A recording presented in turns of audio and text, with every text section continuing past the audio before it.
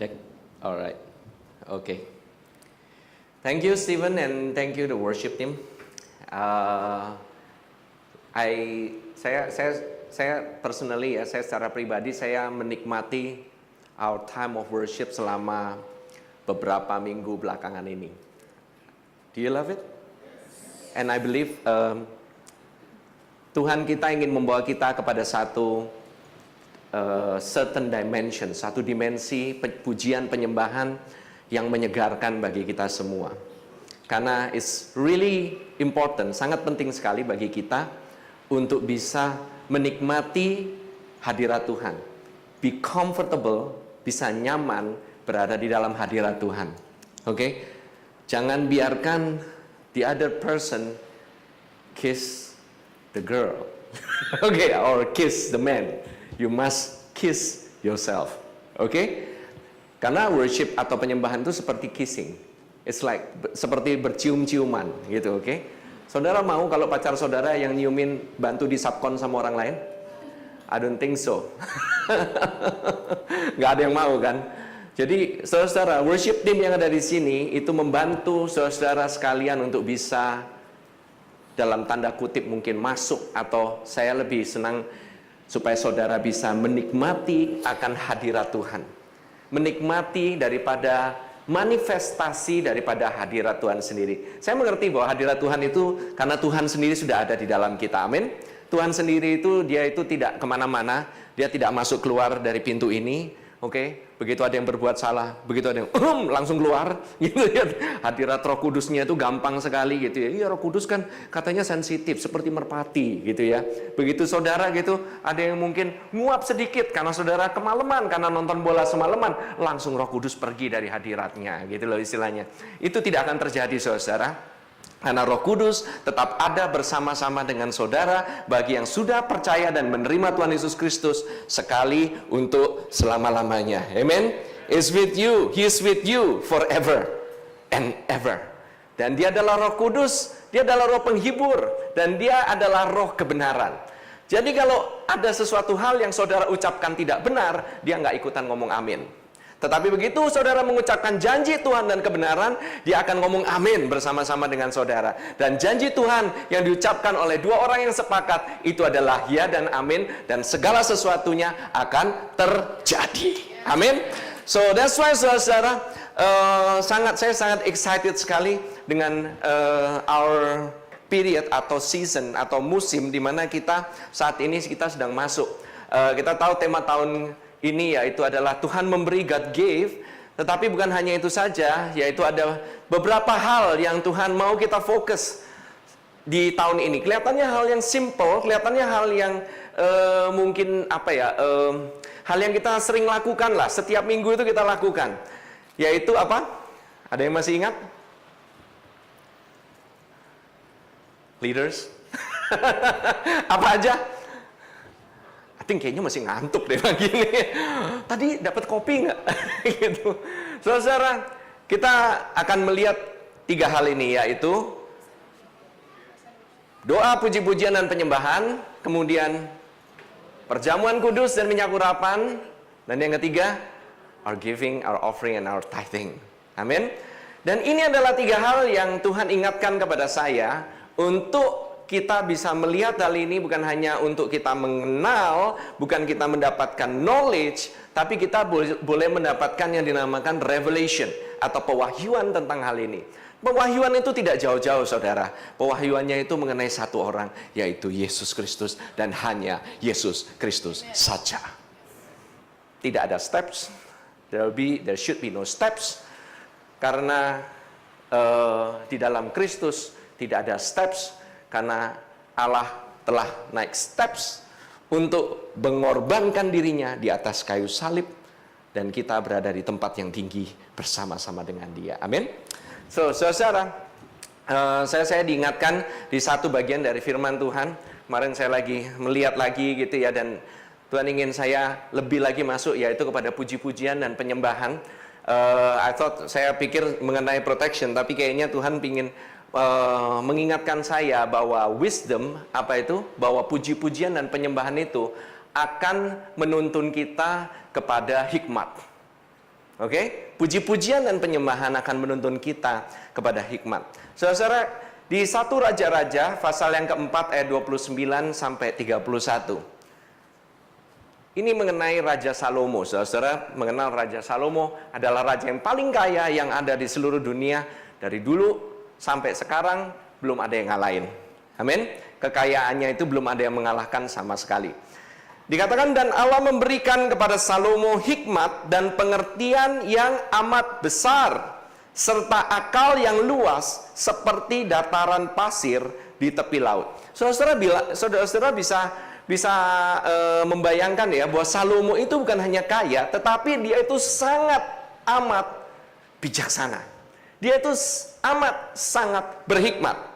Dan ketahuilah, ini bukan hikmatnya orang yang istilahnya mempunyai roh yang ada di dalam. Ini rohnya hinggap atau turun ke atas Salomo, tetapi tidak tinggal selama-lamanya di dalam. Karena terbukti bahwa Salomo, dia kemudian menyembah kepada ilah lain, dan dia harus mempersembahkan korban setiap saat, karena mereka masih berada di bawah hukum Taurat. Mereka harus mempersembahkan korban, oke, untuk menghapus dosa. Tetapi saudara-saudara, hikmatnya yang setitik saja yang diberikan oleh Allah. By the way, yang memberikan hikmat, Salomo tidak pernah sekolah, saudara-saudara. Dia tidak masuk sekolah bisnis yang terkenal. Dia nggak masuk Harvard atau MIT. Dia juga bukanlah ahli engineering, tapi dia membangun istana yang sangat luar biasa. Dia tidak ahli taman-taman atau ahli mass produce, tapi dia bisa membuat, dia adalah seorang ahli hortikultur, dan dia adalah seorang yang sangat bijaksana, sampai dikatakan pengertian, hikmat dan pengertian amat besar, serta akal yang luas seperti dataran pasir di tepi laut. Saudara bisa bayangkan dataran pasir di tepi laut berapa luasnya? Hampir seperti Tuhan loh ini. Ini setitik gitu. Saya pernah nonton film satu, saudara kalau mungkin tahu gitu, judulnya Lucy. Those who watch the movie akan mengerti apa yang saya maksud. Pertanyaannya, apabila seorang bisa unlock the potential 100% daripada akal, daripada otaknya, itu orang itu jadi apa? Tapi ini science fiction ya, dia nggak menjadi, ya nanti toto hilang gitu kemudian jadi USB stick. Saya nggak percaya orang bisa hilang kemudian menjadi USB stick. This is a science fiction. Tetapi adalah hal yang menarik bahwa ternyata banyak orang research ya, ini dari research, dari report mengatakan orang hanya menggunakan sekitar 10% daripada otaknya. Bayangkan Salomo dikasih estetik hikmat, dia punya akal yang sangat luas dan dia menjadi orang yang sangat kaya. Saudara-saudara bisa bayangkan. Dan siapa yang memberikan? Allah yang memberikan. Bukan Salomo yang mengada-ngada, dia tidak sekolah, tapi Allah yang memberikan. Saudara mau diberikan hikmat oleh Salomo? Nah, tapi saudara, yang menarik adalah ayat berikutnya. Dikatakan sehingga hikmat Salomo, dikatakan apa? Melebihi hikmat segala Bani Timur. Dan melebihi segala hikmat orang Mesir. Kita tahu orang Mesir itu peradabannya luar biasa, bukan? Dia bisa bangun piramid. Banyak yang bilang alien yang bangun. Tapi bukan alien yang bangun. Itu manusia. Alien, oke? Nanti dikira, siapa tuh? Cici alien kali yang bangun gitu. Bukan, saudara-saudara. Alien katanya itu orang dari makhluk planet mana gitu. Karena nggak mungkin gitu.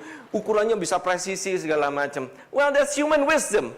Human wisdom bisa membuat menjadi sphinx dan piramid dan suatu budaya yang sangat maju pada zaman Mesir saat itu aja udah bagus sekali. Dikatakan Salomo melebihi hikmat daripada Mesir. Wow.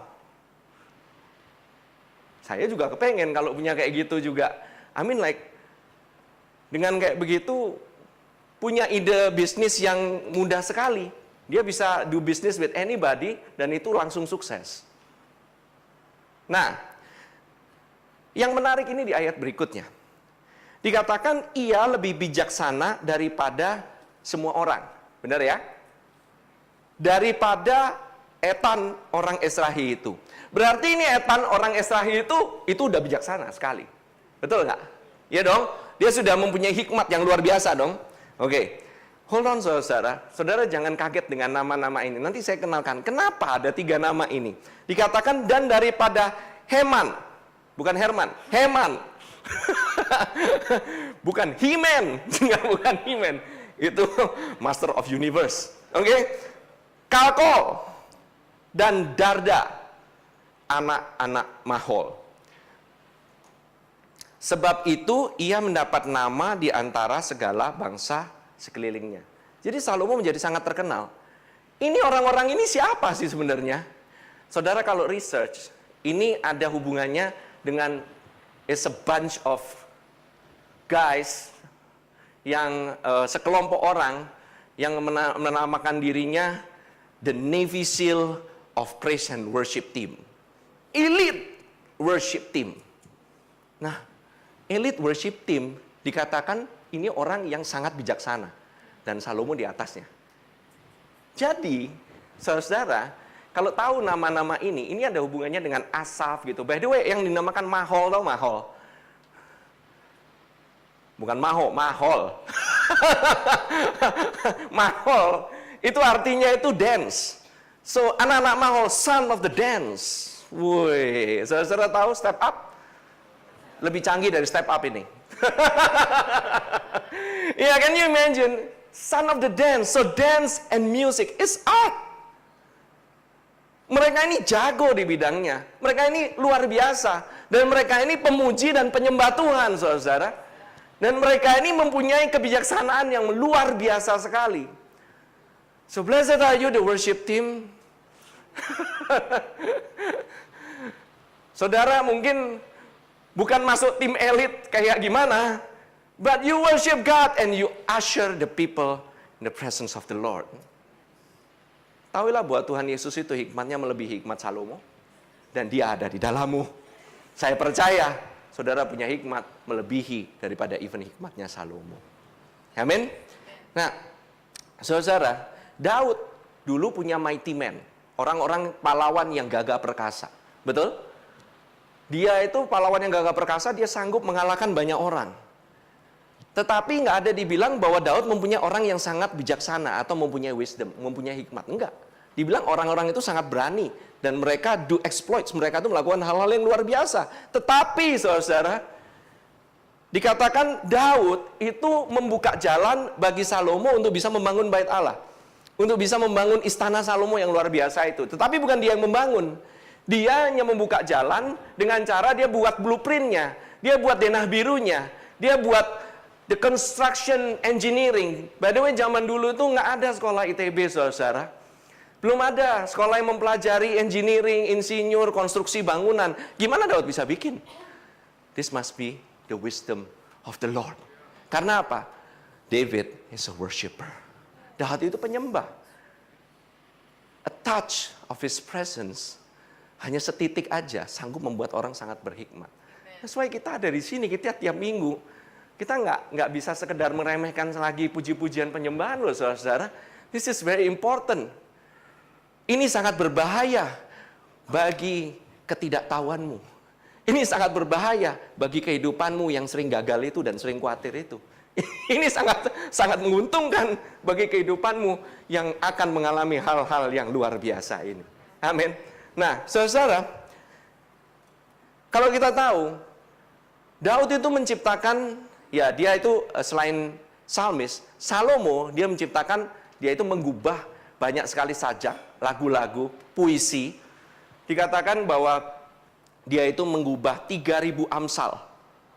Wow, dan nyanyiannya ada 1.005. Kita bikin nyanyian 1-2 aja kadang-kadang produksi setahun sekali. Ini 1.005 lagu. So, begitu luar biasanya dia. Dan dia juga punya tim Israelis Idol loh, saudara. Ada di istananya. Ya kan, dia punya penyanyi. Dia mau karaoke-nya live. Luar biasa ini. Ini luar biasa sekali. Dia itu bersajak tentang pohon-pohonan, pohon aras di Gunung Libanon sampai kepada hisop yang tumbuh pada dinding batu. Ia berbicara juga tentang hewan dan tentang burung-burung, tentang binatang melata dan tentang ikan. Ini luar biasa sekali mengenai hikmat Salomo. Sampai orang-orang itu menerima upetinya. Istilahnya itu Salomo itu orang raja-raja itu memberikan upeti kepada Salomo karena ingin mendapatkan hikmatnya Salomo. Just wanna get his wisdom. Amin. Tapi saudara-saudara tahu nggak? Adalah Salomo yang pertama kali coin the term, yang dia pertama kali yang menuliskan bahwa takut akan Allah adalah permulaan dari hikmat. Interesting ya. Kita suka ingat takut akan Allah, permulaan hikmat. Takut akan Allah, permulaan hikmat. Sering ditulis di sekolah-sekolah bahkan. Ya kan? Ini diambil dari Amsal 9 ayat yang ke-10 dan ke-11. Coba ya katakan, kita lihat sama-sama ya. Kita lihat, permulaan hikmat adalah apa? Takut akan Tuhan dan mengenal yang Maha Kudus adalah pengertian. Karena oleh aku itu hikmat ya, umurmu diperpanjang dan tahun-tahun hidupmu ditambah. Nggak ada gunanya orang jago banget, pinter banget, kaya banget, tapi sakit-sakitan. Setuju? Saudara punya uang seluruh dunia, you just have the smartest guy in the whole world. Tapi saudara lying on your bed, saudara tidur karena sakit. Ini hikmat menyebabkan saudara umurnya bukan diperpanjang saja. Bedanya apa? Umur diperpanjang dan tahun-tahun hidupmu ditambah. Years to your life.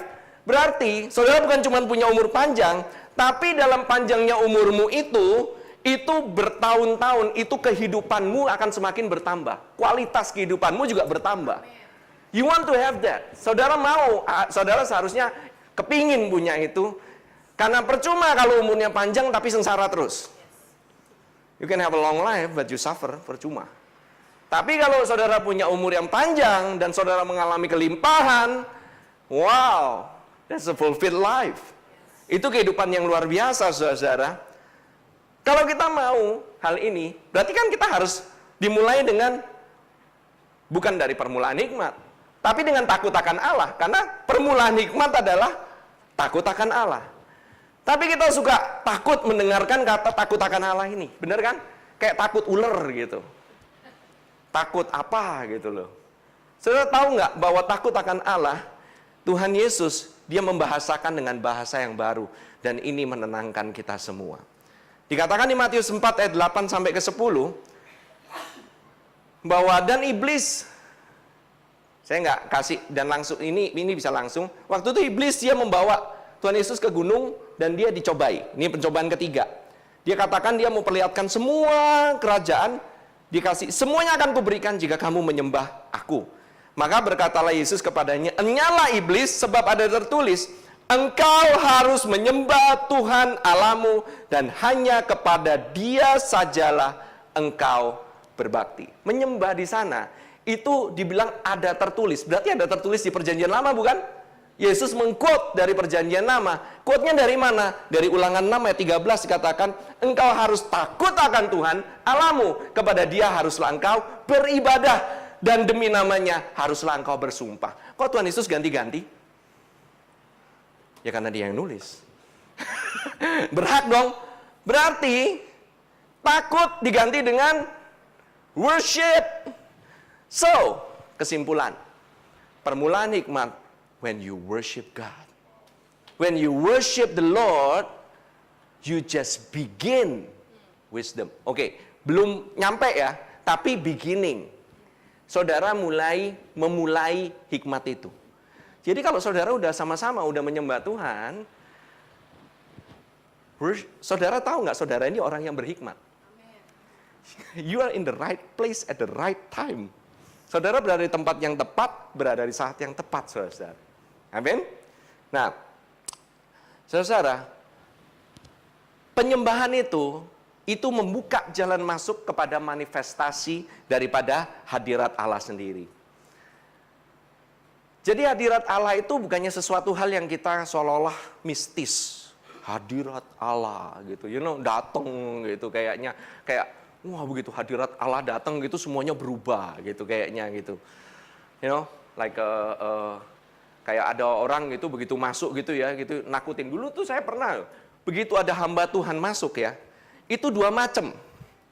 Pertama, kalau dia pelayanan perjanjian baru, oke, dia tuh sangat menarik. Orang-orang kepingin dekat sama dia, oke. Tapi ada hamba Tuhan begitu datang nih, orang jadi rada takut gitu loh, minggir-minggir gitu. Begitu dia duduk sini, itu yang duduk jemaat mulai dari bangku ketiga, setelah yang paling depan. Kenapa tahu nggak? Takut ketahuan dosanya. Takut nanti, hei kamu yang baju putih. Kamu ini dibacain semua kehidupannya. Takut kan? Itu pelayanan perjanjian lama, saudara. Tapi perjanjian baru nggak seperti demikian. Karena Yesus pada saat dia turun dari gunung setelah dia dimuliakan, when he is glorified, mukanya bercahaya, orang datang mengerumuni dia. Datang untuk mendapatkan kesembuhan dari dia. Justru Musa waktu turun dengan muka yang bersinar, orang lari daripada Musa. Betul? Dan ini, saudara, manifestasi daripada hadirat Allah itu bisa dirasakan, saudara. Yang merasakan itu orang yang ada di sekitarnya. Lalu kita barusan mengadakan, music team baru mengadakan worship seminar, short worship class. Dikatakan bahwa manifestasi daripada hadirat Allah itu, orang lain itu bisa mengecap, bisa merasakan. Jadi kalau orang habis dari menyembah bersama dalam hadirat Tuhan, keluar gitu, kayaknya pingin ngobrol sama orang itu. Menarik sekali, orang itu akan sangat menarik. Karena apa? Di dalam hadirat Tuhan, hadirat daripada Allah itu nempel. Paham? Saudara nggak bisa bersama-sama dengan seseorang yang istilahnya kalau misalnya ya gitu, ada orang gitu ya, suka, ini saya nggak ngomong mengenai kebiasaan, tapi saya hanya perhatikan saja. Saya soalnya di bangunan, di konstruksi, bidang saya sering ke area konstruksi, saya sering ngobrol sama tukang saya, dan mereka ngobrolnya itu seperti ada kabut. Kabut dan kopi. Saya lihat kabut gitu. Ya karena semuanya tahu ya, paham ya. Mereka semua merokok gitu. Waktu saya keluar dari sana, bau rokok itu nempel ke saya. Nggak bisa enggak, because you are in the presence of smokers. You are very smoky. Paham? Sekali lagi, kalau saudara masih merokok, bukan ada tuduhan, you just come to the Lord, the Lord will set you free. You want to set free, you'll be set free. Don't worry, okay? So ini presence orang yang berada dalam hadirat itu tuh nempel, saudara. Bukan cuma nempel hadiratnya, tapi nempel sifatnya. Jadi mirip, saudara. Karena apa? Ngobrol bareng, jogging bareng, keluar masih ada sisa-sisanya. Saudara sering kayak begitu? Saya pernah tuh. Saya masuk ke satu mobil. Ini mobilnya teman-teman kita nih, anak-anak youth dulu itu. Saya masuk mobil, saya merasakan hadirat yang sangat aneh begitu.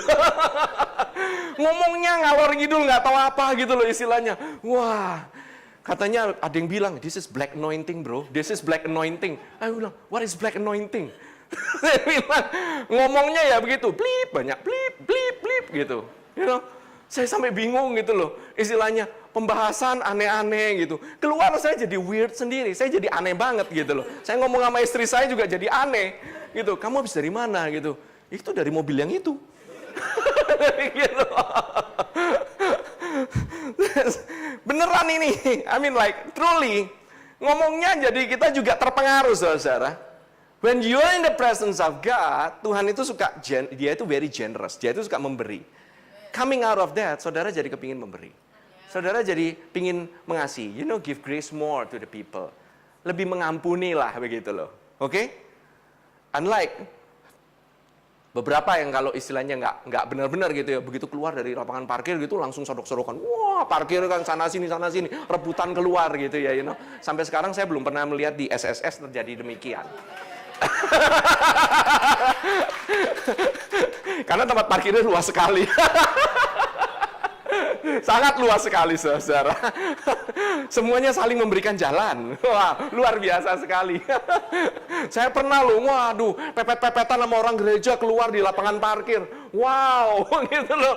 Istilahnya, man, what have you heard? You know, the sermon gitu loh. Istilahnya, apa yang kau dengar gitu. Saya sampai bingung sendiri gitu loh. Well, tapi saudara, the manifest presence of God itu bisa dirasakan. Manifestasi daripada hadirat Allah. Dan saudara tahu nggak bahwa untuk worship itu harus diutarakan dengan kata-kata. Harus diekspresikan. Nggak bisa kamu diem aja manteng gitu kayak patung dan kamu bilang worship. Oh enggak pastor, saya worship setiap hari. Worship is my lifestyle. Dulu ada pengajaran kayak demikian, betul. Bahwa penyembahan itu adalah gaya hidup. Yes, I agree.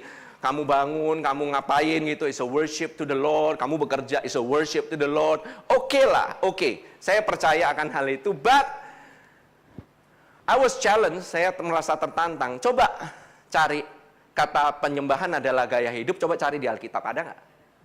Nggak ada. Yang ada itu penyembahan itu hubungannya dengan kata-kata. Biasanya dengan nyanyian, pujian, betul? There's nothing in the Bible. Gitu loh. Nah ini nih, saya dulu juga ngajarin mengenai hal ini, tapi saya menemukan ini bukan suatu hal yang istilahnya kita jadikan kebiasaan gitu loh. Oke? Saya tahu, saya sendiri pun kadang-kadang kalau sibuk juga kadang-kadang susah. Tapi kadang-kadang saya terpikir dan saya ingin mendengungkan lagu. Gitu ya, kadang-kadang nyanyikan lagu Dia Baik. Ya kan? I just wanna be where you are. Kadang-kadang menendangkan lagu kayak gitu aja, kepingin nyanyi aja. That's a worship. Out of natural, saudara pingin nyanyi gitu loh. From your heart, you wanna sing. Nggak dipaksa kan? Kalau dipaksa, saudara harus worship setiap hari. Harus. Itu sama dengan saudara dipaksa untuk mengatakan kepada pasanganmu, saudara harus mengatakan I love you setiap hari. Tapi kan dalihnya, ya saya menyatakan cinta kan bukan demikian pastor. Kalau sebagai suami gitu kan ya, itu kan saya kan kerja keras. Saya berkorban waktu segala macam untuk bisa memenuhi kebutuhan istri dan anak-anak saya. Itulah bentuk ekspresi kasih sayang saya kepada istrinya. Tetapi istri juga kan perlu kan dikatakan I love you. Benar ya? Setuju para istri? Nah kan? Istrinya malu-malu kucing masih di tempat ini. Biasanya kencang tuh, amin gitu biasanya. Perlu loh itu, perlu untuk dikatakan karena kita nggak mungkin kan istilahnya cuma ngomong doang, nggak tahu gitu loh istilahnya. Perlu ngomong gitu, oke? Saya pun orangnya juga pendiam tapi saya belajar untuk mulai ngomong lah gitu loh istilahnya.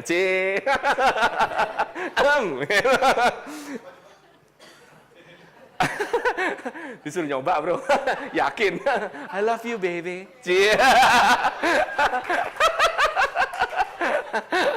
I love you to the moon and back. Ya oke lah, oke. Kalau mau nanya lebih banyak, contoh Fedri lah. Oke, saudara, kita ngomong mengenai hubungan itu pasti ada namanya kedekatan, rasa dekat, nearness. Ada hubungan dengan rasa dekat. Dekat dengan Allah itu pasti ada sebabnya kenapa dia mau dekat dengan Allah, betul? Kenapa kok kita bisa dikatakan kita dekat dengan Allah sih? Why we can be so near to Him? Kenapa kok orang itu mau datang, malah kepingin datang ke gereja, sedangkan orang lain rasanya begitu dengar gereja, nanti dulu deh. Mau worship, mau angkat tangan ragu-ragu. Rasanya kayaknya saya belum siap. Kenapa rasanya begitu? Kita baca sama-sama Ibrani 10 ayat yang pertama dan yang kedua. Dikatakan demikian. Di dalam hukum Taurat, hanya terdapat bayangan saja dari keselamatan yang akan datang. Saudara tahu bayangan dari siapa kan? Oke, hukum Taurat adalah bayangan daripada Yesus, daripada Kristus. Kristus adalah esensi. Hukum Taurat itu adalah bayangan. Tahu saudara, bayangan itu nggak real. Amin. tapi akan mengikuti. Itu bayangan itu karena ada orangnya. Kalau nggak ada orangnya, nggak bisa ada yang namanya bayangan. Nah, ini bayangan, karena ada bendanya. Benda aslinya itu siapa?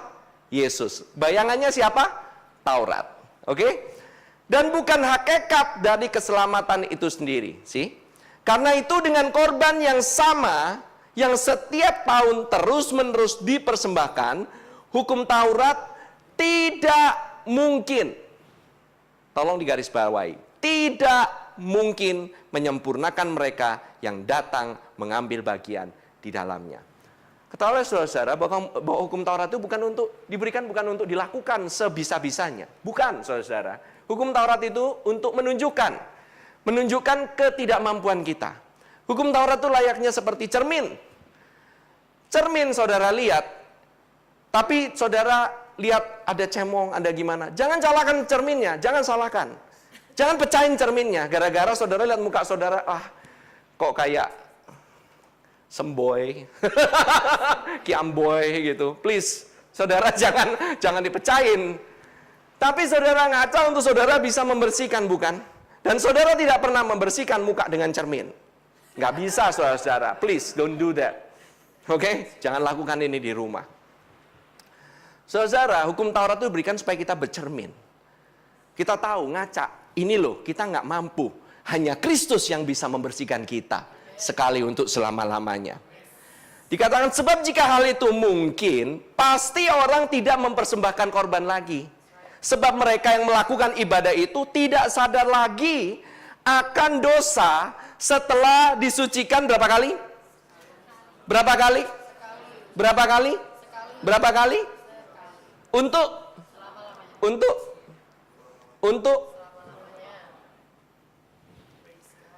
tiap hari kita berusaha mempersembahkan korban, tiap hari kita berusaha untuk mengakui dosa-dosa kita dengan harapan kita disucikan, ternyata sudah ada yang menyucikan sekali untuk selama-lamanya. Give praise to God. Give praise to God. Tapi saudara baca ya, for they would not have ceased to be offered for the worshippers. Oke? Kalau di bahasa aslinya orang beribadah, tapi dalam bahasa Inggrisnya worshippers. Si penyembah once purified would have had no more consciousness of sins. Gak sadar lagi akan dosa. Dia sadar akan Kristus yang membersihkan dosa-dosanya. Dia tidak sadar diri, tapi dia sadar Kristus. Jadi jangan bangga jadi orang, oh iya saya ini mawas diri, sadar diri. Jangan bangga saudara. Saudara harus bangga kalau saudara itu sadar Kristus. Amin. Ini saudara, dikatakan malah justru gara-gara korban, setiap tahun orang diperingatkan akan adanya dosa. Itu korban kambing. Sembelian itu bikin orang itu conscious dengan dosa-dosanya, sadar akan dosa-dosanya. Tetapi kalau sudah disucikan, itu nggak sadar lagi akan dosa-dosanya. Dia sadar bahwa kasih karunia telah membersihkan dosa-dosanya. Dengan demikian, saudara, kalau saudara tahu saudara sudah dibersihkan, saudara sudah layak, saudara mau nggak dekat? Maulah. Benar kan? Saudara, dikatakan di Ibrani 4 ayat 14-16. Nah, kita baca bersama-sama. Karena kita sekarang mempunyai imam besar agung yang telah melintasi semua langit, yaitu Yesus anak Allah, baiklah kita teguh berpegang pada pengakuan iman kita. Apa fungsinya imam besar? Imam besar adalah dia mewakili orang Israel. Oke?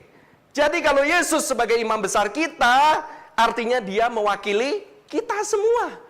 Imam besar kita itu agung, imam besar kita itu kudus. Sedemikianlah kudusnya imam besar, sedemikian layaknya lah bangsa Israel. Sediberkatinya imam besar, so goes the nation. Demikian juga negaranya akan diberkati. Jadi kalau Yesus, dia ini adalah sumber berkat. Dia ini adalah imam besar. Dia ini represent us to God. Jadi yang dilihat, yang diperiksa, satu orang saudara-saudara. Saudara jangan bilang setiap saudara diperiksain sama Tuhan satu persatu. No, God just check on one person. Dia cuma memeriksa satu orang saja, yaitu Tuhan Yesus. Dan dia didapati, dia kudus, tidak bercela, dia dimuliakan, adalah yang paling layak. Bahkan Bapa menjadi penerima keuntungan yang terbesar karena Yesus. Bapa diuntungkan, Bapa disenangkan. Sebab itulah Bapa senang dengan kamu. God have a pleasure in your worship. Tuhan itu take pleasure. Dia take pleasure. Dia nggak bisa take pleasure dengan malaikat. Malaikat itu Tuhan pasti tahu dia itu tugasnya, itu memuji Tuhan. Tetapi malaikat tidak ada satupun yang ditebus, saudara. Bedanya itu, kita ini ditebus. Ditebus oleh dirinya sendiri, saudara. God give. Dia memberikan korban kepada kita. Dia memberikan tubuhnya. Dikatakan I desire sacrifice. Saya tidak berkenan kepada korban bakaran maupun korban penghapus dosa. Tetapi dia telah menyediakan tubuh. Tubuh siapa? Yesus telah disediakan. Holy Communion, perjamuan kudus, disediakan bagi kita. Disediakan bagi Bapa. Bapa dipuaskan. Jadi saudara nggak usah takut lagi di sini. Jangan lagi ada namanya no more consciousness of sin. Dikatakan sebab imam besar yang kita punya bukanlah imam besar yang tidak dapat turut merasakan kelemahan-kelemahan kita. Sebaliknya sama dengan kita, ia telah dicobai hanya tidak berbuat dosa.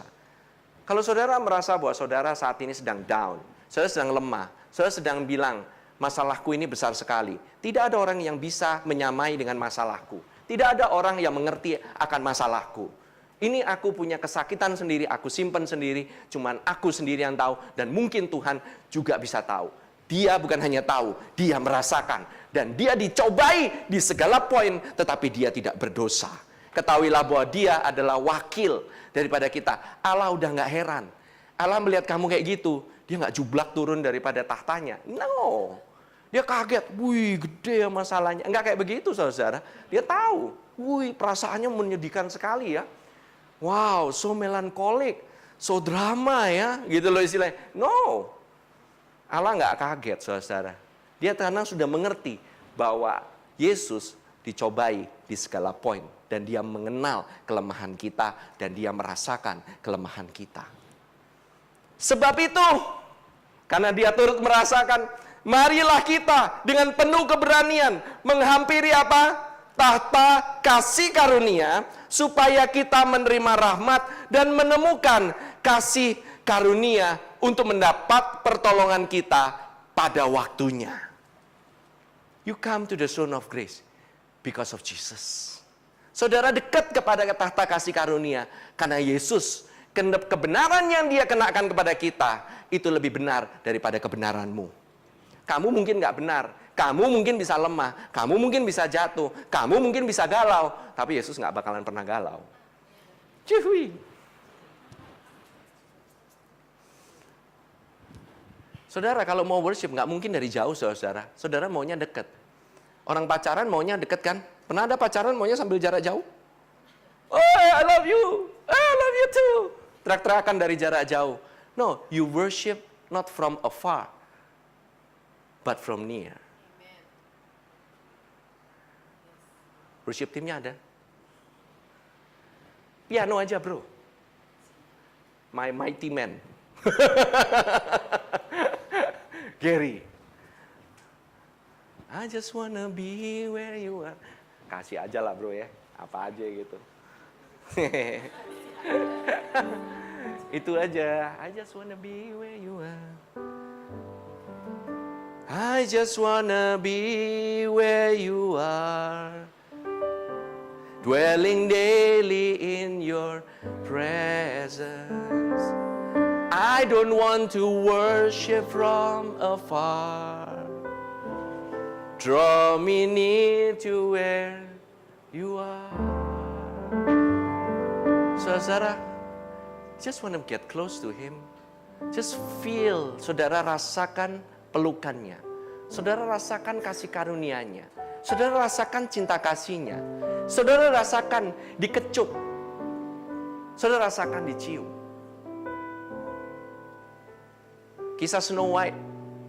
Katanya ada tadi apa? Apel beracun. Apel beracun, Snow White makan apel beracun. Dia cuma bangun kalau dikecup sama Prince of Peace. Woohoo! Yeah, preach it, Pastor. Seneng gue. Tadi dapat tuh langsung tuh itu. Bener, man. We're like Snow White, we're just receiving the love, and more love. We just want to worship, not from afar, from near. From near, saudara. Just near, get near to Him. Saudara akan merasakan kemuliaannya. Saudara akan merasakan hikmatnya. Dan hikmatnya itu mengalir ke saudara. Dan saudara tahu-tahu melakukan hal di luar bayangan pikiran saudara yang bisa saudara pikirkan. You start to think out of the box. Saudara mulai jadi kreatif, saudara-saudara. Dan kreativitas itu datangnya dari Dia. Waktu kita menyembah Dia, apalagi dalam gereja, attitude atau act of worship kita, our act, tindakan penyembahan kita, itu sangat dipengaruhi dari sikap kita.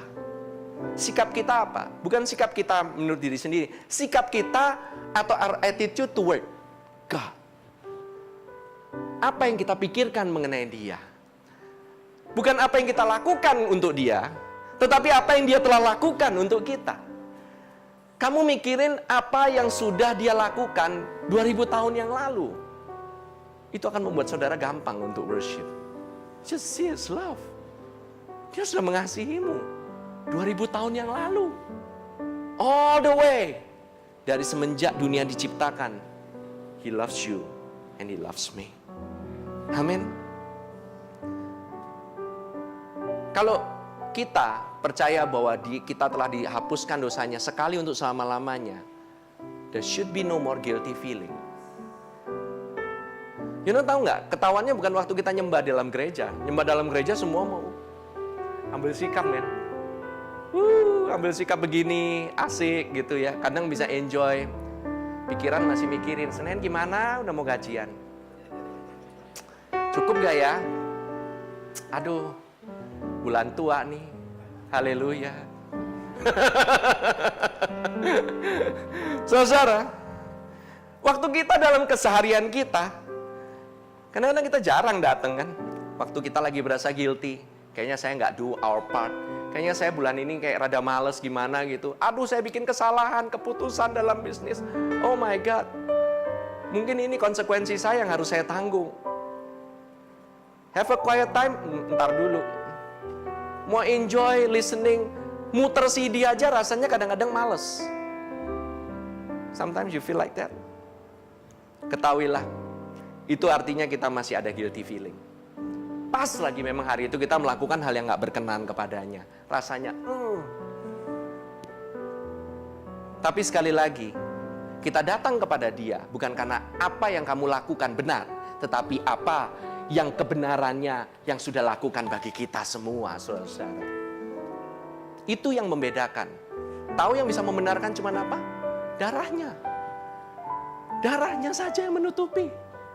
All your nonsense, and your BS has been covered by His blood. Once and for all. So good. Waktu kita kering, jangan lari saudara, dekat. Lari kepada Dia. Jangan lari malah minggir, ntar nyari kerjaan lagi, go to movie, go to path, start posting-posting. Tahu nggak ini semua ada yang witness? Yang witness namanya FB, Twitter, and Path. That's your witness. Nggak bisa kan? Orang itu kalau ekspresi nggak bisa ditutupin. Lama-lama ketahuan. Iya nggak? Sekarang sosial media so wide. Zaman dulu mungkin nggak gampang ketahuan ada satu orang hilang di apartemen gitu ya istilahnya gitu ya. Istilahnya karena nggak ada sosial media, nggak ada yang memberitakan, ya mungkin dia nggak ada yang tahu lah. Tapi kalau sekarang so quick. Orang cepet tahu saudara. Karena worship itu suatu attitude. Jadi begitu attitude kita udah tahu mengenai kebaikan Tuhan, worship menjadi automatic response. Menjadi respon yang otomatis dari seseorang kepada Tuhan. Karena siapa Dia dan apa yang Dia telah lakukan bagi kita. Amin. Kita bukan lagi sadar akan dosa, tapi kita sadar akan Tuhan Yesus. Saudara, nggak mungkin orang itu nggak worship Yesus kalau dia tahu dosanya itu diampuni.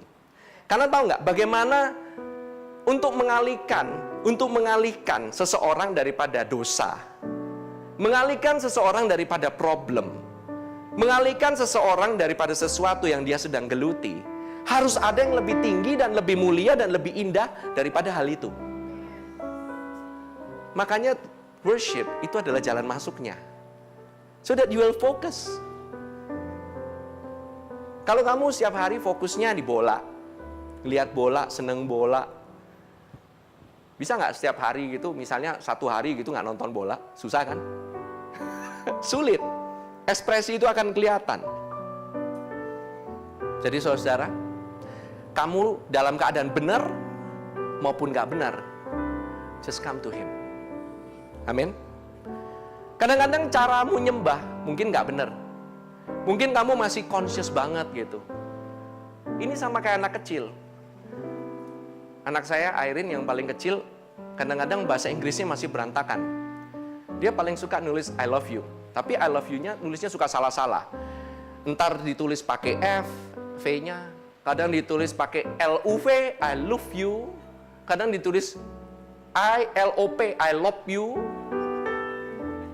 Tapi saya masih simpen loh kartunya. Why? Bukan masalah benar atau salahnya, tapi mengenai the attitude. True? Saudara mau datang kepada Tuhan, saudara apa adanya. Mau salah-salah, datang aja. Gak apa-apa, saudara. Your Father loves it very much when you come. And you draw near to Him. Amin. And you come bearing offering. Saudara dalam worship, namanya worship itu bawa sesuatu. Mempersembahkan sesuatu. Betul? Apa yang saudara persembahkan? No, not yourself. Kamu nggak bisa, kamu nggak layak. Persembahkan hatimu kadang-kadang juga kecewa, kadang-kadang gimana. Dosa-dosamu mau persembahkan. Dosa-dosamu sudah dibayar 2000 tahun yang lalu. So, you bring an offer of thanksgiving. Pujian dan ucapan syukur, saudara. Mazmur 116 ayat yang ke-17 katakan, Aku akan mempersembahkan korban syukur kepadamu dan akan menyerukan nama Tuhan. Ini bukan kata-kata orang yang gak ada problem, tapi karena kata-kata orang yang tahu bahwa dia telah dibayar dan dia telah diselamatkan Tuhan berkali-kali. Ini orang yang mengerti namanya terima kasih. Daud. Biarlah mereka, Mazmur 107 ayat 22, mempersembahkan korban syukur dan menceritakan pekerjaan-pekerjaannya dengan sorak-sorai. You know that Thanksgiving, kata Thanksgiving itu kalau dalam bahasa Yunaninya itu Eucharis. Eucharis, you itu baik. Good. Charis itu grace. A good grace. Good gifts. Taulah saudara bahwa Thanksgiving, Eucharis itu adalah yang sering kita dengar bahasa pada saat mengambil komuni, yaitu Ekaristi. Ekaristi is bearing good gifts. Karena Allah telah memberikan yang terbaik bagi kita semua, yaitu tubuhnya sendiri dan darahnya sendiri. Setiap kali kita mengambil puji-pujian, mengambil perjamuan kudus, kita memuji menyembah Dia, you're just saying thanks. I remember you, Lord, that you die for me. Kau sudah mati bagiku. Aku nggak lagi fokus kepada perbuatanku. Aku datang karena Engkau Tuhan Yesus. That's why kita melakukan perjamuan kudus setiap saat. Karena by the middle of the week, saudara mengalami hal-hal yang macam-macam lagi, mengalami hal yang tidak mengenakkan lagi. Saudara jadi conscious lagi, sadar diri lagi, sadar dosa lagi. Setiap minggu kita perlu ingatkan, betul? Kalau perlu saudara, ambil itu perjamuan kudus, ingatkan dirimu setiap hari. Dosisnya orang beda-beda saudara, nggak usah saling menghakimi. Oh kamu harus ngambil setiap hari, oh kamu ini. Kamu kalau berasa butuh ngambil aja. Nggak usah ditunggu-tunggu kapan saudara-saudara, kapan lah. Kalau kamu rasa itu kayak obat, makan 3 kali sehari, sok, kata orang Bandung. Ya makan aja. Kenapa mesti dibatasin? Sesering engkau melakukan untuk mengingat akan aku. Sesering kan? Seringnya satu orang beda sama seringnya orang lain. Amin. Enjoy His love and mercy and grace. Waktu kamu enjoy dan kamu start worship, itu bring meaning to Him. Bawa satu arti yang luar biasa. Tapi waktu kamu berasa sangat guilty, bahkan mau angkat tangan aja berasa guilty, menunjukkan bahwa kamu itu sangat sombong. Mikir bahwa kamu bisa membersihkan dirimu sendiri sebelum kamu itu bisa worship. Betul? Your act, tanda gini, itu bukan tanda sombong. Tanda begini itu tanda nyerah. You surrender, meaning Lord, I cannot do anything. I cannot do anything, Lord. I just give it to you. I don't know what to do in this situation. Saya nggak tahu bagaimana saya harus melakukan hal ini. Amin. Ekspresi di luar nggak mungkin bisa menyembunyikan yang di dalam. Kalau saudara dapat ada tim sepak bola menang gitu, saudara perlu disuruh, angkat tangan dong, timmu menang. Nggak ada kan? Saudara langsung, yeah! Betul? Kok bisa?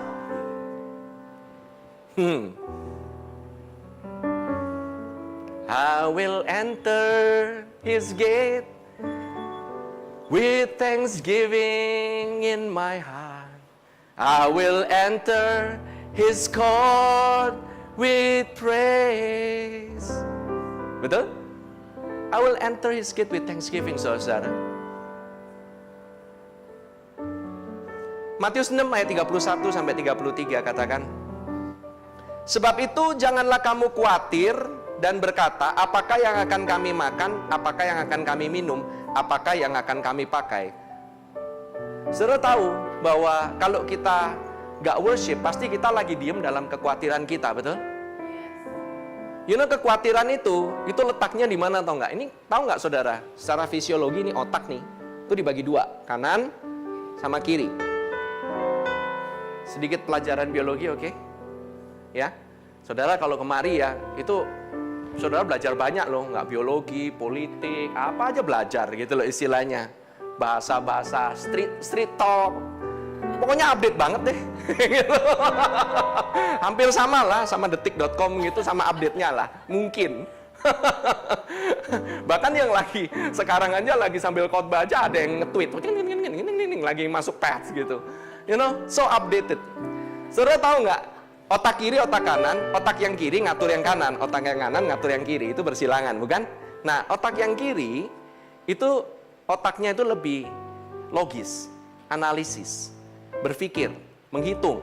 1 tambah 1, 2, 2 tambah 2, 4, itu hitungan semua. Oke, analisa.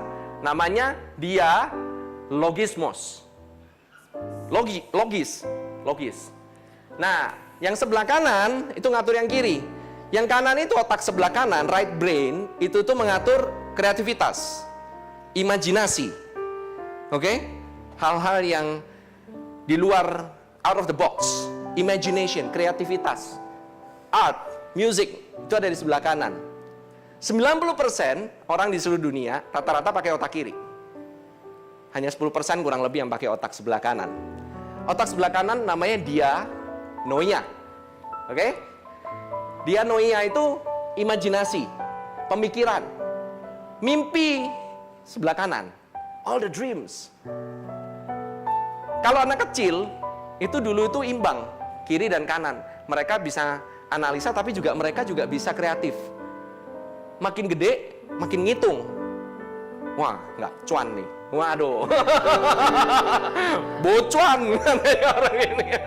Ini nggak bener nih. Oh, saya pergi ke sini habis waktu, ya gimana? Nggak usah pergi ya. Pergi ke gereja nanti ini makan siang telat ini. Waduh, nanti ini saya udah ngantri nih mie di sini nih. Wah, itu ngitung, itu analisa. Oke?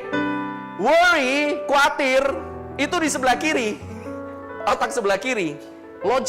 Logic says, ini nggak masuk akal. Saudara, untuk bisa enjoy, saudara nggak perlu mengerti. Kadang-kadang enjoying worship, saudara nggak ngerti ini apa sih gitu loh. Yang dikhotbahin apa sih, kadang-kadang enjoy aja, just enjoy. Kalau saudara bilang nggak bisa dong. Saya harus mengerti dulu sebelum saya bisa enjoy. Ya udah, kalau gitu nggak usah pakai AC. Lu ngerti cara pakai AC? Cara AC bekerja bagaimana? Ada yang nggak ngerti kan? Ya nggak usah pakai, karena belum bisa ngerti kan, nggak usah enjoy.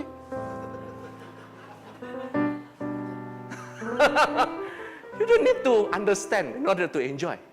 Enjoy aja. Oke? Just enjoy. Oke? Nah, saudara,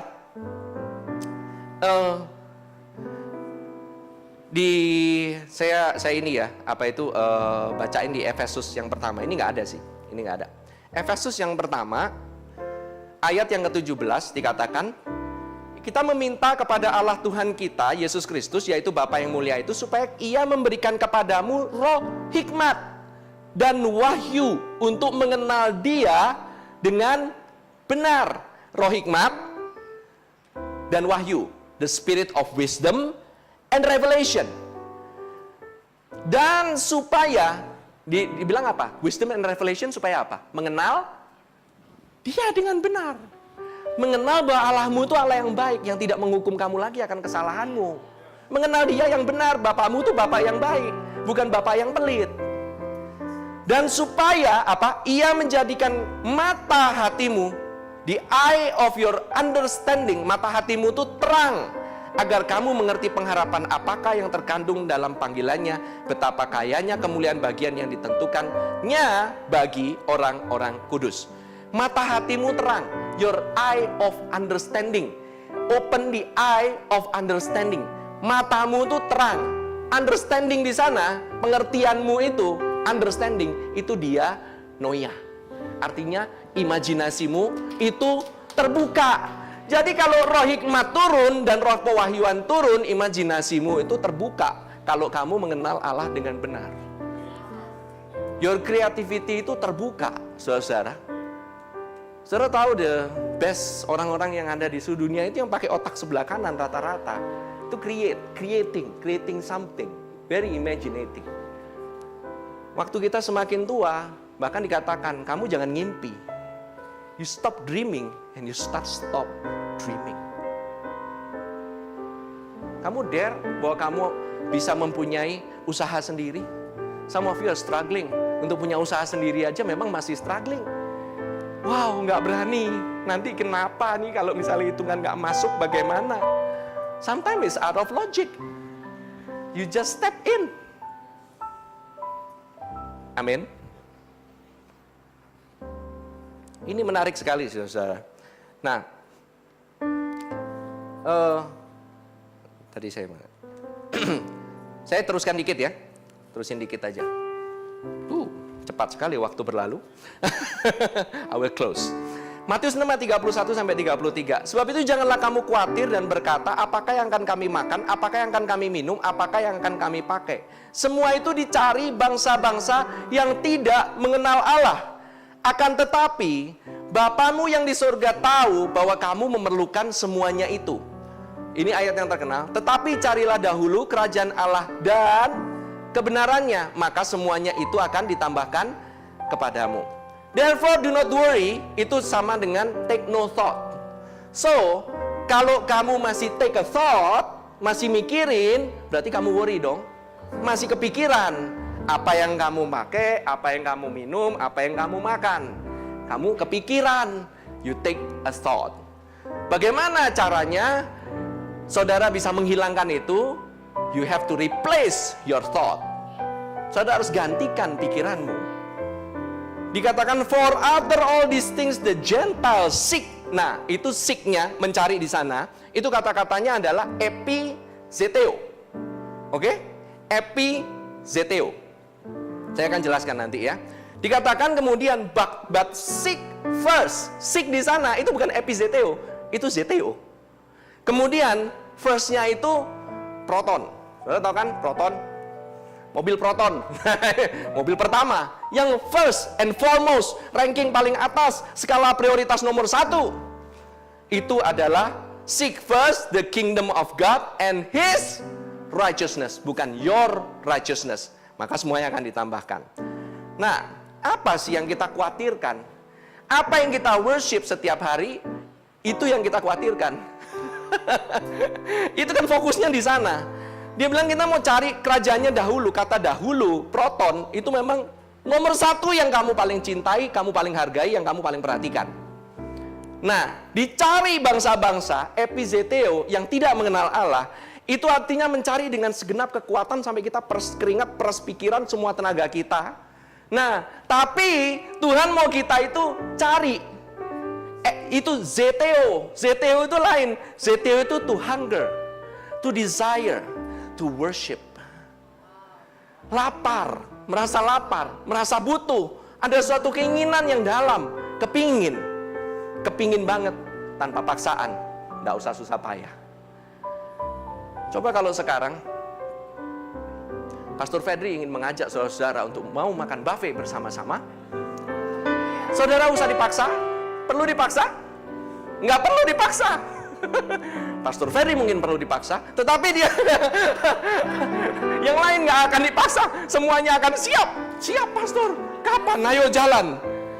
I hunger for that buffet, ya kan? Yuk kita nobar bareng, wah nggak usah dipaksa. Ayo yuk golf bareng, yuk kita karaoke. Ron, ayo kita sepedaan. Perlu dipaksa? Oh Roni mah enggak, jam 4 juga dia bangun. Lebih pagi daripada kini. Bangun. Gak usah dipaksa saudara. Gak ada paksaan. So when you seek first, you desire that. Kerajaan Allah itu apa? Saudara-saudara, konteks Bible, explain Bible. Roma 14 ayat 17 sampai 18. Coba saudara-saudara kita baca bersama. Sebab kerajaan Allah bukanlah soal makanan dan minuman, tetapi soal kebenaran, damai sejahtera, dan sukacita oleh Roh Kudus. Karena barang siapa melayani Kristus dengan cara ini, ia berkenan pada Allah dan dihormati oleh manusia. For he who serve Christ in these things is acceptable to God and approved by men. Double dapatnya. Jadi waktu kita ngelihat apa sih Kingdom of God, bukan mengenai makanan minuman. Artinya bukan dari luar masuk, tetapi righteousness, peace and joy in the Holy Spirit itu ada di dalam yang keluar. Righteousness, keselamatan yang diberikan pada kita. Peace, damai sejahtera. Peace and joy. Saudara, kita pada saat mendengar firman Tuhan, kita be led forth with joy and with peace. Kita akan keluar itu, kita dihantarkan itu dengan sukacita, damai sejahtera, saudara. Kata-kata firman Tuhan yang mengacu ke sana, itulah yang saudara perlu cari setiap hari. Karena dengan hal inilah semuanya yang ditambahkan. Jadi saudara pada saat nyari ini, semuanya ditambahkan. Tenang aja, saudara nyari yang semuanya itu, malah berantakan. Saudara nyari satu ini, peace-nya ini, joy-nya ini, kebenaran firman yang menyatakan kamu sudah dibenarkan, kamu itu kudus, kamu itu selalu itu menyenangkan hati Bapa karena Yesus itu menyenangkan Bapa. Itu kamu mendapatkan setiap hari. Pada saat itulah kerajaan Allah itu ada padamu. Dan akibatnya acceptable to God and bukan cuma itu, approved by men. Kamu dapat favornya manusia, dapat favornya Tuhan. Boom, jadi satu. That is good. That is good. Always good. That's a double whammy. Right and left. So good. Amin. Kerajaan Allah itu ada di dalam kita. Saya ingin akhiri ya. Sebenarnya ada sedikit sih, saya ingin tambahin. Tapi kelihatannya, ya saya mungkin khotbah sekitar beberapa bulan lagi lah dari sekarang gitu ya. Oke. Gak apa-apa ya? Atau saudara mau saya terusin dikit? Yakin? Udahlah nanti aja lah. Nanti aja lah. You sure? Oke, ya udahlah karena saudara memaksa lah. Oke. Saudara, saya cuma terusin dikit aja, just closing. Saya minta worship team bisa maju. Bagaimana Tuhan bisa bicara sama kita sih? Dalam wisdom kan Tuhan berbicara kan? Nah, kalau ada dua cara. Yang pertama itu melalui inner witness. Ini saudara, ini semua KKR, bagaimana seminar, bagaimana mendengarkan kehendak Tuhan, bagaimana mendengarkan suara Tuhan segala macam. Ternyata sangat simpel. Yang pertama yaitu inner witness. Karena dari peace, dari damai sejahtera atau the absence of peace, gak adanya damai sejahtera, itu tuh dari dalam kan. Dan itu berasal dari roh kebenaran itu. Karena roh kebenaran ada di dalam hatimu, dia akan menghibur kamu, dan dia akan memuliakan Yesus. Roh kebenaran itu selalu menghibur, dan selalu memuliakan Yesus. Di luar itu bukan kebenaran. Jadi waktu saudara filter dari itu namanya inner witness, atau saksi yang ada di dalam kita. Tuhan berbicara melalui hal itu. Saudara perlu keputusan sesuatu, saudara dapat inner witness itu. Oke? Tadi apa? Roh kebenaran itu menghibur dan memuliakan Yesus. Saya nggak mau bahas yang ini ya. Saya nggak mau bahas yang ini. Saya mau bahasnya itu mengenai inner voice. Itu yang kedua. Ada suara di dalam kita. Nah ini Tuhan berbicara suatu hal. Biasanya di dalam kita. Saya tahu nggak setiap saat. Tetapi ada saat-saat tertentu di mana Tuhan tuh mau bicara spesifik sama kita mengenai satu hal. Oke? Dia akan ngomong satu kata, kadang ngomong dua kata, kadang diberikan satu image atau mimpi. Oke? Dan the good news is, orang yang percaya semuanya bisa mendengar suaranya. Syaratnya cuma satu, jadi domba. Gampang? Saudara percaya, saudara jadi domba. Saudara langsung bisa dengar suaranya Tuhan. Karena dombaku mendengar suaraku. Bukannya gembala dan pastor dan nabinya saja dan leader-leader saja mendengar suaraku. Enggak. Dia bilang domba mendengar suaraku. Jadi saudara-saudara semuanya, mau saudara mau kelakuannya, mau dombanya nakal, mau dombanya baik-baik, mau dombanya lagi jauh, mau dombanya lagi dekat, itu dengar suaranya. Perkaranya bukan Tuhan nggak ngomong. Kadang kita yang nggak mau dengar, atau kita milih-milih mana yang mau didengar, mana yang enggak. Cuman itu. Kadang-kadang keadaan emosi hati kita itu mempengaruhi keputusan kita. Emosi hati kita mempengaruhi inner voice kita. Jadi mix suaranya, jadi bingung. Tapi kalau saudara tahu, ini suara ini suara gembalaku, gembala agung, saudara nggak usah takut, saudara. You can hear. Saudara, ada kisah di 2 raja-raja. Saya persingkat aja. Ini mengenai Raja Yosafat dan Raja Yoram. Yoram ini rajanya jahat banget. Yosafat ini Raja Israel, Raja Yehuda.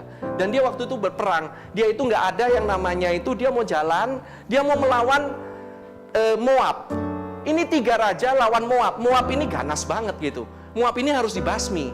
Dan Moab itu letaknya di padang gurun Edom. Edom itu di mana Petra.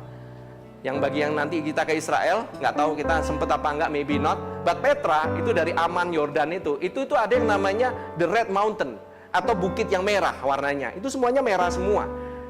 Petra itu di sanalah, yaitu si Yosafat dan Yoram ini ada. Dan dikatakan di ayat yang ke-10 ya, ayat yang ke-10. Waktu itu dia nanya begini, nggak ada air, udah berkeliling 7 hari nggak ada air. Untuk hewannya mereka mau perang nggak ada air. Lalu berkata Raja Israel, wahai Tuhan telah memanggil ketiga raja ini untuk menyerahkan mereka ke dalam tangan Moab. Udah mau nyerah. Tapi bertanyalah Yosafat, tidak adakah di sini seorang nabi Tuhan supaya dengan perantaraannya kita meminta petunjuk Tuhan. This is very important. Kalau kita lagi bingung, kita lagi krisis, kembali ke firman. Go back to the word. Amin. Lalu salah seorang pegawai Raja Israel menjawab, katanya, di sini ada Elisa bin Safat yang dahulu melayani Elia. Elisa ya, ada si Elisa. Berkatalah Yosafat, memang padanya ada firman Tuhan. Sesudah itu pergilah Raja Israel dan Yosafat dan Raja Edom kepada Elisa. Terus kemudian dikatakan, tapi berkatalah Elisa kepada Raja Israel, apa urusanku denganmu? Pergilah ke para nabi ayahmu dan kepada para nabi ibumu. Diusir sama nabinya. Bayangin aja, belaku sih katanya dulu gitu ya. Jangan begitulah, sebab Tuhan sudah memanggil ketiga raja untuk menyerahkan mereka dalam tangan orang Moab. Berkatalah Elisa, demi Tuhan semesta alam yang hidup, yang dihadapannya aku menjadi pelayan, jika tidak karena Yosafat Raja Yehuda, maka sesungguhnya aku ini tidak akan memandang dan melihat kamu. Yoram gak bakalan dipandang kalau bukan karena Yosafat. Gara-gara Yosafat dia mau dengar. Saudara kalau dapat firman daripada nabi atau mana gitu, saudara sekarang nggak usah nyari-nyari nabi ya, jangan nyari-nyari gitu, nyari-nyari gembala, nyari-nyari pastor, ada firman Tuhan nggak untuk saya? Ada firman Tuhan nggak? You can hear yourself. Saudara bisa mendengarkan firman Tuhan itu, dan saudara dari pastormu, dari gembalamu, dari nabi yang ada hanya mengkonfirmasi apa yang Tuhan sudah berikan untuk kamu, karena kamu sudah bisa mendengar suara daripada Tuhan sendiri. Amin. Kamu nggak usah cari-cari di luar. Ini orang zaman dulu nggak ada Roh Kudus di dalam. Sekarang Roh Kudus ada di dalammu, dia bisa berbicara, saudara-saudara. Amin. Amin. Nah, ini jawabannya. Maka sekarang jemputlah bagiku seorang pemetik kecapi. Hey musicians, come. We need wisdom. Pada waktu pemetik kecapi itu bermain kecapi, maka kekuasaan Tuhan meliputi dia.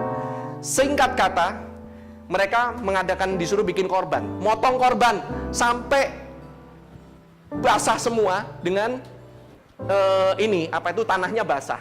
Kemudian yang terjadi, parit yang kosong itu penuh dengan air.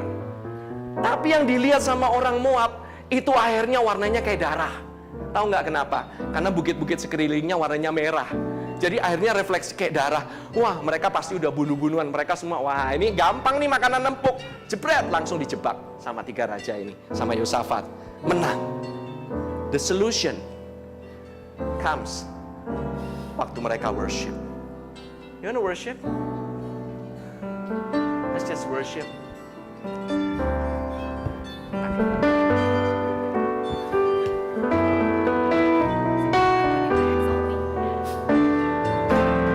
Let's just, ayo kita bangkit berdiri yuk, kita sama-sama yuk, kita nyembah Tuhan aja.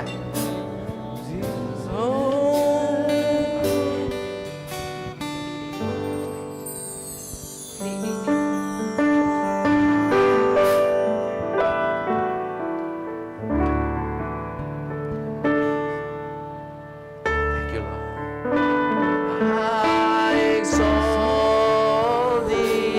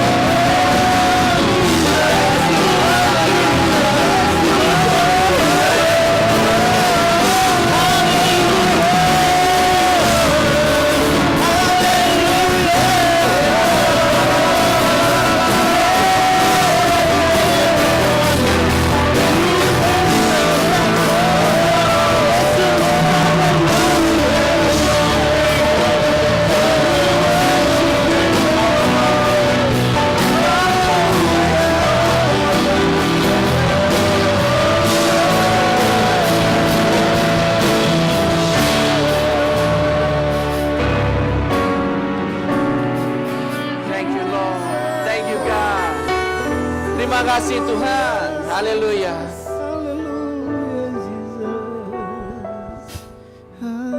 When you're in the presence of God, waktu engkau berada di dalam hadirat Tuhan, ada damai sejahtera dan engkau bisa beristirahat dan tidak khawatir.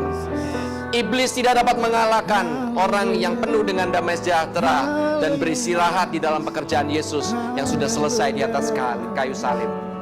Karena fokusmu bukan lagi fokus kepada problemmu. Fokusmu adalah Tuhan yang lebih besar daripada problemmu.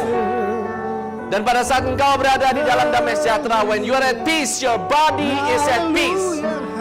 You will have no disease. Tidak ada lagi penyakit, saudara, akan pergi dari tubuhmu. Tadi saya merasakan Tuhan mau memberikan kesembuhan dan Tuhan sudah memberikan kesembuhan. Mungkin bagi teman-teman ada yang mungkin kena mah. I just felt mungkin ada yang tadi mungkin ada kena mah yang kronis, lambung yang kronis, mungkin asam lambung yang berlebih. God has healed you. Tuhan sudah menyembuhkan kau pada hari ini. Today. Kamu mungkin kebanyakan asam lambung karena engkau banyak sekali kekhawatiran, tetapi Tuhan hari ini telah membebaskanmu dari kekhawatiranmu. Tuhan telah membebaskanmu dari rasa bersalahmu. Dia telah membayarnya semua di atas kayu salib. Receive your healing. Terima kesembuhanmu pada hari ini.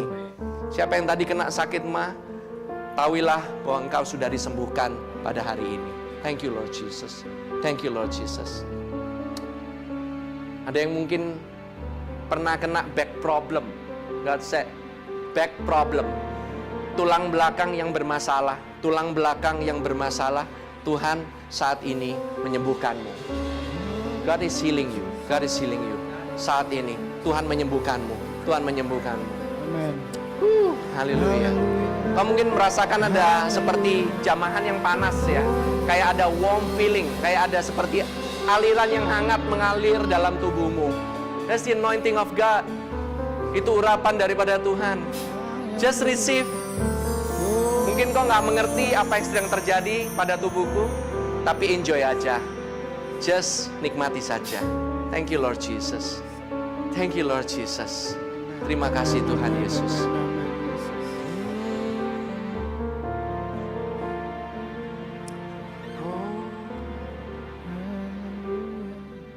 Thank you Lord. Terima kasih Tuhan. Thank you Lord Jesus. Terima kasih Tuhan. Thank you Lord Jesus. Thank you Lord Jesus. Thank you God. Thank you Lord Jesus. Terima kasih Bapa.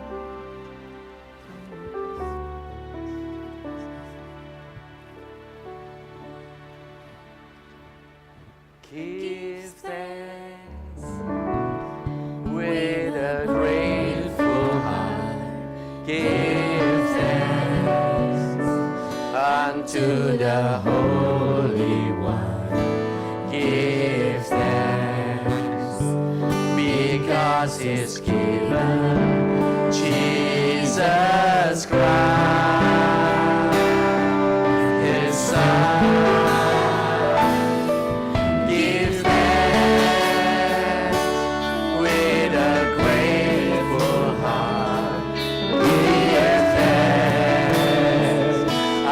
Jesus.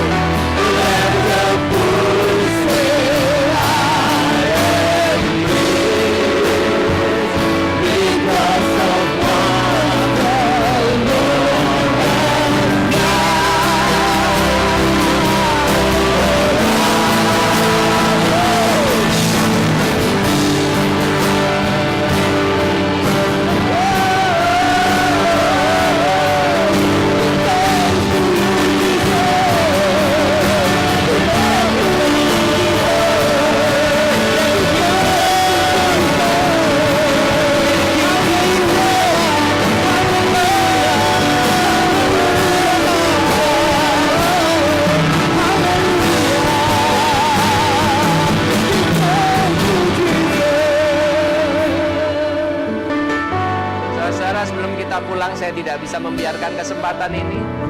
Tuhan Yesus yang telah diberikan kepada kita, bagi teman-teman maupun saudara-saudara yang mungkin baru pertama kali pada hari ini mendengarkan tentang Tuhan Yesus dan kabar keselamatan, saya juga ingin mengundang saudara-saudara untuk mengambil bagian di dalam kehidupan yang berlimpah-limpah di dalam Kristus Yesus ini.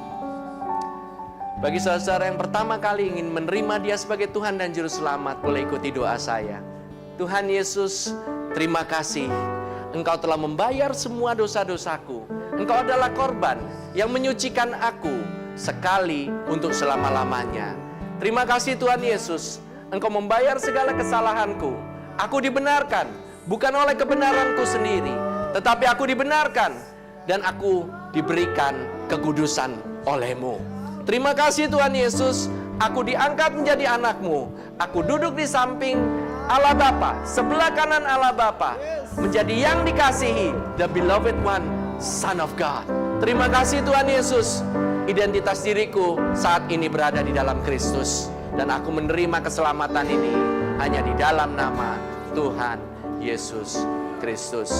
Amin, amin, amin, amin. Saudara, enjoy the worship. Saudara, lakukan terus di rumah. Maybe kita sekarang agak lama sedikit, but it's okay. Saudara, you will not lose your time for lunch, okay? Saudara dikenyangkan oleh hadirat Tuhan. Mari saudara-saudara, kita terima berkat daripadanya. Biarlah Tuhan memberkatimu dan Dia melindungimu. Dia menyinarkan wajahnya senantiasa kepadamu dan memberikan kepadamu kasih karunia-Nya yang berlimpah-limpah. Dan Dia selalu menghadapkan wajahnya kepadamu dan memberikan kepadamu damai sejahtera, peace beyond understanding. Dan biarlah masalahmu saat ini boleh lenyap, hilang saat ini, karena Tuhan yang sudah take care sendiri. Karena engkau ada damai sejahtera pada hari ini. Terima kasih Tuhan Yesus. Yang terima berkat katakan amen, amen. Selamat hari Minggu. Have a blessed Sunday.